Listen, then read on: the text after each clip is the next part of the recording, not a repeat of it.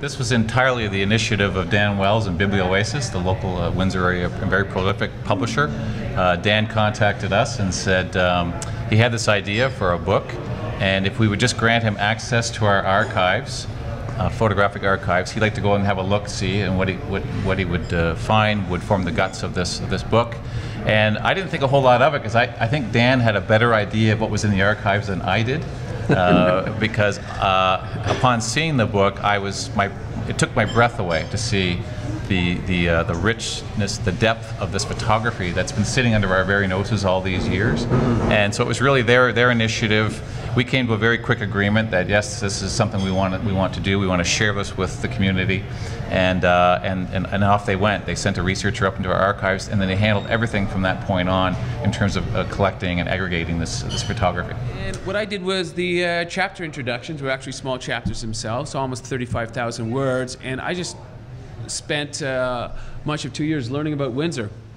And I have to say, Windsor has a great story to tell. I loved having access to those photographs, by the way. Thanks for letting us do it, because I agree with you. They're fabulous photos. A lot of photos people have never seen before, especially today. I mean, these are going to be new to most people looking at them. I think they're great. And yeah, the whole process helped me learn a lot about the city, and I hope it lets other people learn a lot about it too. Yeah, I mean, I don't think it's a book designed to be consumed in one sitting either, because like I said, there are more than 1,100 pictures, more than 450 pages. There's lots to look at, but also lots to read. I like to point that out, given I'm the one who wrote it. But, you know, there's so much to learn that I think that people are going to want to spend a little bit more time with it, want to go through it slowly, because you couldn't possibly absorb it. This is not sort of one of those books that you might find that's kind of a fun snapshots and whatnot. This is meant to be a reference book, a nuts and bolts, one-stop shop where you can find out what happened in Windsor. You cannot find it anywhere else. There's no other place that will have as many pictures like this, or I don't think as many words on a sort of a general history level. So I'm really proud of it, and I'm looking forward to the launch. It was a great coincidence for us that this came about as a result, at the same time of our move. But also, next year we will be celebrating our 125th anniversary of the Star, and this is going to be a great piece to have as part of that celebration and to share with our readers.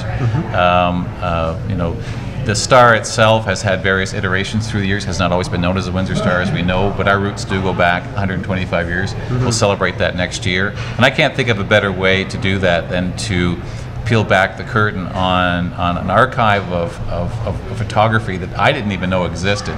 And also to not forget that this is an homage to photography. You know, and the devices and equipment these photographers had to use in this time was so incredibly primitive compared to what is used today, and also demanded a whole different skill set. I mean, things were not automated back then. Every setting had to be carefully established.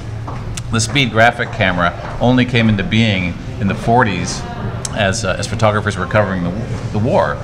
So prior to that, and then most of the photography reflected in this, they were using completely different technology, if you even call it technology, and the skills that they applied resulted in these incredible pictures and this just richly layered history.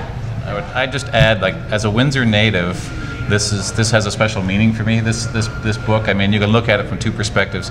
If you're a Windsor native, you're going to look at this with great pride and interest. If you're not a Windsor native, you're going to learn a lot. You're going to learn a lot about how we came to be the way we are. We're a very unique community, as you've come to learn. And so it has sort of those two dual appeals, in my view.